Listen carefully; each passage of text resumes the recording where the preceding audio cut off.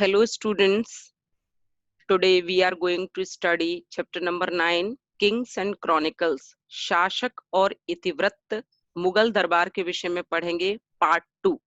आप लोग पार्ट 1 में ये मुगल्स और मुगल्स ने क्रॉनिकल्स को क्यों लिखवाया इसके बारे में हम पढ़ चुके हैं। क्रॉनिकल्स किसे कहते हैं, मुगल कौन थे, इन सारे सवालों के जवाब अगर आपको जानने हैं तो आपको इसका पार्ट 1 देखना होगा। अब चलते हैं पार्ट 2 की ओर।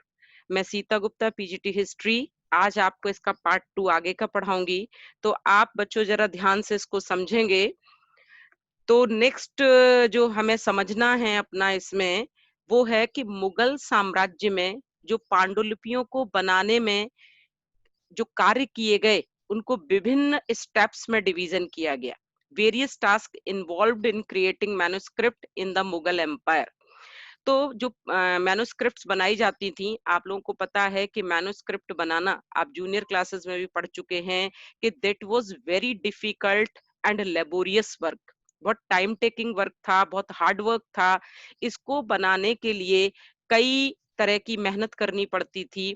और 7th क्लास की अगर बुक देखें आप एनसीईआरटी की हिस्ट्री की, तो उसमें वो कुछ स्टेप्स को विद पिक्चर्स दिखाया गया है। वहां पे हम यहाँ समझते हैं कि 16वीं और 17वीं शताब्दी में मुगल एम्पायर के समय पांडुलिपियों का निर्माण कैसे किया जाता था। तो सबसे पहला जो इसका स्टेप है कि जो पांडुलिपियां बनाई जाती थी, कहाँ बनाई जाती, यहाँ से हम शुरू करते हैं। तो कहाँ बनाई जाने में जो शाही किताब खाना होता था, यानी जो शाही रॉयल लाइब्रेरी होती थी, ये कुछ उसकी पिक्चर दी गई है यहाँ पर बच्चों देख सकते हैं। आपकी बुक में भी वो पिक्चर है, जो आपकी एनसीईआरटी में 229 पेज पर आप देख पाएंगे कि शाही किताब खाने में पांडुलिपियों का मैन्युस्क्रिप्ट का निर्माण किया जाता था। कैसे लिखी जाती थी पांडुलिपियां?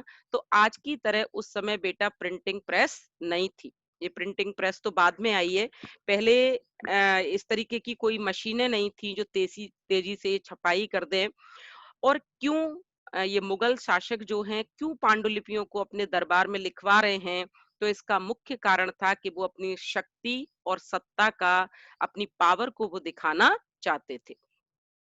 आपको पता है सभी को कि पांडुलिपियां इतिहास जानने का एक मुख्य स्रोत है।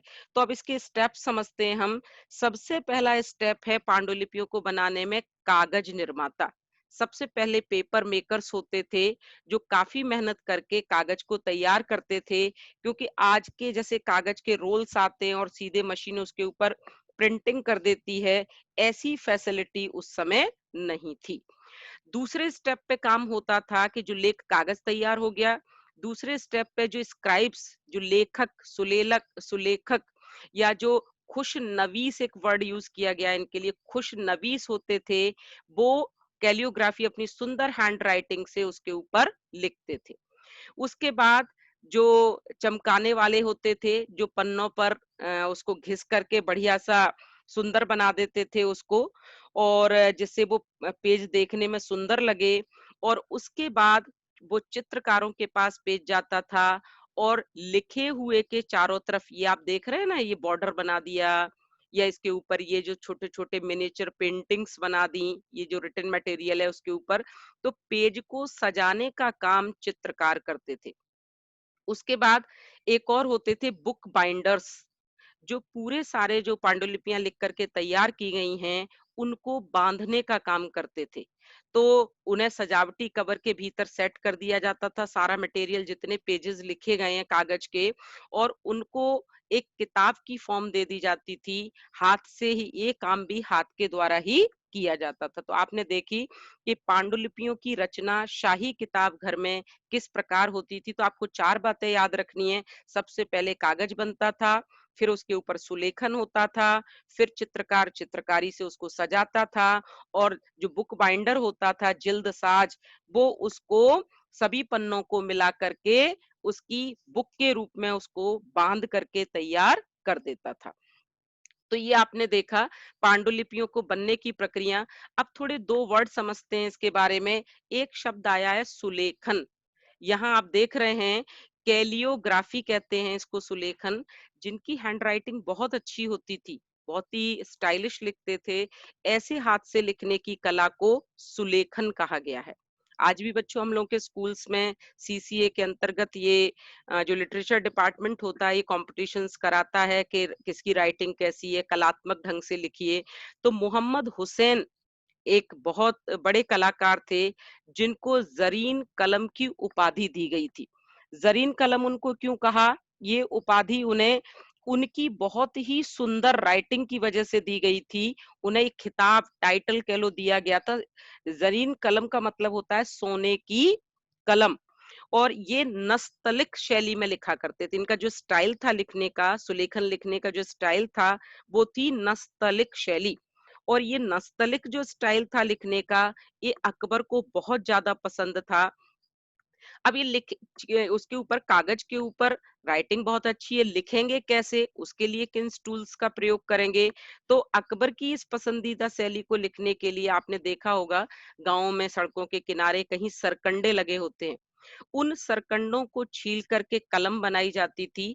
आगे से उसको थोड़ा कट लगा लिया जाता था, फिर स्याही में डुबो लिया जाता था और उससे वो सुंदर हैंड राइटिंग लिखी जाती थी। अगर अपने माता-पिता या किसी पुराने व्यक्ति से पूछेंगे, जैसे मैं ही हूँ, तो बचपन में मैंने भी ये सरकंडे से पहले निब हुआ करते थे, उन निबों के द्वारा हमने भी लिखा है। और छोटी क्लासों में निब से ही लिखा जाता था ताकि आपकी हैंडराइटिंग कहीं खराब ना हो जाए। तो हमने समझा यहाँ कि मुगल साम्राज्य में पांडुलिपियों से जुड़े कौन से कार्य थे, इसके ऊपर भी क्वेश्चन आपके यहाँ आ सकता है।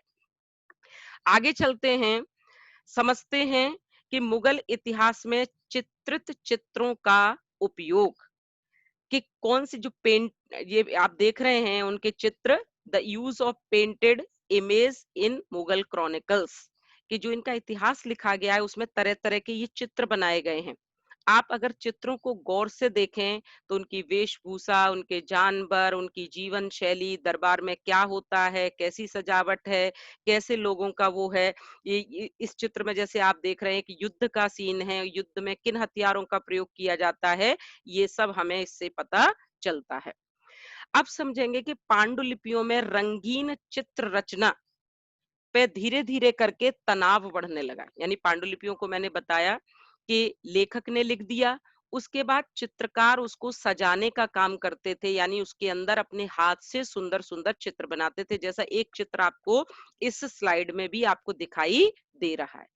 अब इसके ऊपर, ये चित्र रचना के ऊपर, ये चित्र बनाने के ऊपर भी दरबार में विवाद होने लगा मुगलों के समय। उसमें मुख्य विवाद क्या था कि जो उल्मा थे, जो शरिया यानी जो इस्लाम धर्म के कानून होते हैं उनको स्ट्रिक्टली फॉलो करने वाले, उनका मानना ये था कि मानव रूप के चित्रण पर इस्लामी प्रतिबंध है। उन्होंने कहा कि मनुष्य के चित्र बनाना इस्लाम में वर्जित है, इस्लाम के अनुसार आप मनुष्य के चित्र नहीं बना सकते हैं, ये रचना तो केवल ईश्वर के हाथ में है। उन्होंने कहा कि चित्र बनाना मनुष्य के हाथ में नहीं है। पैगंबर साहब को प्राकृतिक तरीके से जीवित रूपों के चित्रण की मनाही करते हुए उन्होंने कहा कि ये शक्ति केवल ईश्वर के हाथ में है, इसे हम अपने हाथ में नहीं ले सकते। तो जो कट्टरवादी मुसलमान नेता हैं, जो कट्टरवादी लोग हैं मुगल दरबार में, वो लोग इन पांडुलिपियों में बने चित्रों का विरोध करने लगे। लेकिन शासकों का क्या मानना था? जो दरबार में राजा था, मुख्य सत्ता का केंद्र, सेंटर है जो पावर का, उसका मानना था, उसने कट्टर शरिया के नियमों को नहीं माना। ये शरिया शाह बनेगा बेटा यहाँ पर। शरिया की व्याख्याओं में बदलाव किया उसने। यानी उसने कहा कि कट्टर इस्लामिक कानूनों को भारत जैसे विजातीय देश में लागू नहीं किया जा सकता, क्योंकि यहाँ तरह तरह के लोग रहते हैं। और दरबार में उन्होंने इन उलमाओं की चिंता न करते हुए चित्रकार नियुक्त किए। ईरानियों के सफावियों से प्रेरणा ली। सफावी ईरान के ये राजा थे, वहां से प्रेरणा ली। और जहां आपने नाम कभी सुना होगा, बेहजाद नाम का बहुत बड़ा चित्रकार था जिसको सफावी राजाओं ने अपने यहाँ शरण दे रखी थी। उन्होंने कहा ईरान के राजा भी तो इतने बढ़िया बढ़िया चित्र बनवाते हैं, तो हम भी ये बनवाएंगे। हुमायूं के बारे में अगर हम देखें, जो सेकंड एम्परर है आपकी मुगल एम्पायर का, ईरान जब गया था, जब उसको भगा दिया गया भारत से 40 में, 1540 में, तो जब ईरान गया सफावियों के दरबार में, तो जब लौटा तो अपने साथ मीर सईद और अब्दुल समद नाम के दो चित्रकारों को ईरान से साथ लेकर के आया। यानी हुमायूं को भी चित्रकला में इंटरेस्ट था। फिर अबुल फजल चित्रकला का बहुत बड़ा प्रशंसक था, बहुत उसको पसंद थी चित्रकला। उसने कहा है कि चित्रकार, ये क्वेश्चन बेटा 1 नंबर के लिए आपको ध्यान रखना पड़ेगा कि चित्रकारी को उसने जादुई कला बताया है। अगर सवाल आता है कि अबुल फजल ने चित्रकारी के विषय में क्या कहा है या जादुई कला चित्रकारी को किसने बताया है, तो आपको बताना होगा अबुल फजल। यानी अबुल फजल अकबर के दरबार का ऐसा दरबारी है, ऐसा इतिवृत्त लेखक है जो उल्मा के कट्टर शरिया के नियमों को नहीं मानता, वो चित्र बनाना ठीक समझता। और उसका तर्क क्या था? उसका ये कहना था कि भगवान की तरह हम किसी चित्र में प्राण नहीं डाल सकते, भले ही हम बिल्कुल हूबहू वैसा ही चित्र बना दें, मूर्ति बना दें, लेकिन हम प्राण उसमें नहीं डाल सकते। इससे हमें ये पता चलता है कि भगवान ही केवल प्राण डालने का काम अल्लाह ही कर सकता है। यानी अल्लाह is more powerful than man. तो इस बात को उसने तर्क दिया इसके बारे में। तो ये बड़ी भारी विवाद चला वहां पर। लेकिन आप देखेंगे कि जहांगीर भी चित्रकला का बड़ा प्रेमी था और कहते हैं कि वो खुद इतना बड़ा चित्रकार था। अगर उसके सामने आप पेंटिंग ले जाएं और पेंटिंग में अगर 4-5 कलाकारों ने काम किया तो वो सेपरेटली उसमें आइडेंटिफाई कर सकता था कि कौन सा पार्ट किस चित्रकार के द्वारा बनाया गया है। नेक्स्ट वन इज महत्वपूर्ण मुगल इतिहास, जो हमारा मेन चैप्टर है, शासक और इतिवृत्त। तो कौन से इतिवृत्त इस समय लिखे गए? तो वैसे मैंने आपको शुरुआत में 3 किताबें दिखाई थी, 3 नाम हैं, लेकिन ज्यादा डिटेल में हम पढ़ेंगे। एक मुगल इतिहास, मुगल इतिवृत्त या क्रॉनिकल्स कह लो, नाम है अकबरनामा, और दूसरा है बादशाहनामा। अकबरनामा जो है ये अकबर के समय में लिखा गया, अकबर के दरबार के लेखक अबुल फजल के द्वारा लिखा गया। और बादशाह नामा जो है शाहजहां के बारे में लिखा गया। राजनीतिक रूप से घटनाओं का समयवार विवरण है। ये मैं आपको पहले बता चुकी हूँ कि इतिवृत्त किसे कहते हैं। अकबरनामा अकबर के काल की जानकारी देता है और उसके समय के सभी पक्षों का इसमें वर्णन किया गया है, राज दरबार का, युद्धों का, उनके परिवार का, तरह तरह की इंफॉर्मेशन इसके अंदर शामिल है। बादशाहनामा जो शाहजहां के बारे में लिखा गया है, इसके लेखक हैं अब्दुल हामिद लाहौरी। अब्दुल हामिद लाहौरी, ये भी बहुत अच्छे लेखक थे और अबुल फजल के ये शिष्य थे। तो इसने शाहजहां ने समझा कि अकबरनामा इतना बढ़िया अबुल फजल ने लिखा है, तो इनका ये चेला है अब्दुल हामिद, तो ये बढ़िया लिखेंगे। तो अब्दुल हामिद लाहौरी के द्वारा बादशाहनामा लिखवाया गया। अब सवाल ये आता है कि इन मुगल इतिहासों में किन चीजों का वर्णन किया गया है, यानी किस प्रकार की बातें मुख्य रूप से लिखी गई हैं। तो इसमें लड़ाई के बारे में, जो भी मुगलों ने युद्ध वगैरह लड़े या जो भी उनके सैनिक अभियान थे उनके बारे में लिखा गया है। कहाँ कहाँ घेराबंदियां की उनके बारे में लिखा गया है। शिकार के बारे में लिखा गया है। उनके समय की जो बिल्डिंग्स हैं, भवन हैं, इमारतों के बारे में लिखा गया है। और निर्माण और दरबार के चित्र, दरबार में जो कुछ होता था उनको भी चित्र के रूप में इसमें दर्शाया गया है। तो यानी अगर हम मुगलों का इतिहास जानना चाहते हैं तो उनके समय के ये अकबरनामा, बादशाहनामा, आलमगीरनामा, इन इतिवृत्तों को पढ़ना होगा। और इतिवृत्तों को अगर पढ़ेंगे तो हमें इन सब की जानकारी मिलेगी। अब जान लेते हैं अकबरनामा के जो लेखक हैं अबुल फजल, इन्होंने ही अकबरनामा लिखा है। ये कहाँ के थे? तो कहते हैं इनका पालन पोषण आगरा में हुआ था, जो पहले अकबर की राजधानी थी, बाद में उसने फतेहपुर सीकरी चेंज कर ली। ये बहुत बड़े विद्वान थे। इनको कई भाषाएं, अरबी, फारसी, यूनानी, कई भाषाओं में ये बड़े योग्य थे। और ये रूढ़िवादी उलेमाओं के विरोधी थे, कट्टरवादियों के विरोधी थे और अकबर के बहुत बड़े एडवाइजर थे और उनके प्रवक्ता और दरबारी लेखक। यानी अकबर को इन्होंने बड़ी मदद करी सलाहकार के रूप में। उनकी बातों को लोगों तक पहुंचाना एक प्रवक्ता के रूप में, और दरबारी लेखक यानी अकबरनामा जैसा इतिहास लिखने का काम भी उन्हीं ने किया। आपने सुना होगा अकबर के दरबार में 9 रत्न थे, 9 ज्वेल्स। उन नवरत्नों में से ही एक अबुल फजल थे। फिर आपने और दूसरों के नाम भी सुने होंगे।